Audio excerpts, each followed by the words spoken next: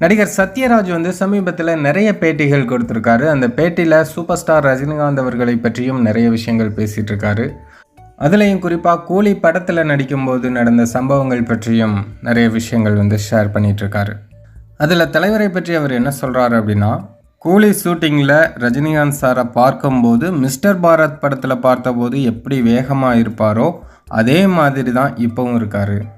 அப்போது shot ready அப்படின்னு சொன்னால் எந்த ஸ்பீடில் எந்திரிச்சு போவாரோ இப்போவும் அதே ஸ்பீடில் தான் எந்திரிச்சு போகிறாரு.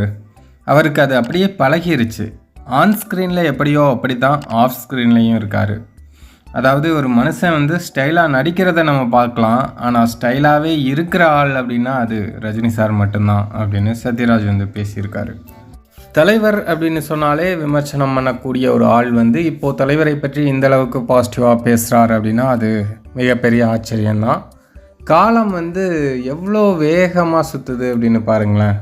காலம் எல்லாத்துக்குமே பதில் சொல்லிட்டு தான் இருக்குது. தலைவரை விமர்சனம் பண்ணவங்க எல்லாருமே இப்போ தலைவரை புகழ்ந்து பேசிகிட்டு இருக்காங்க.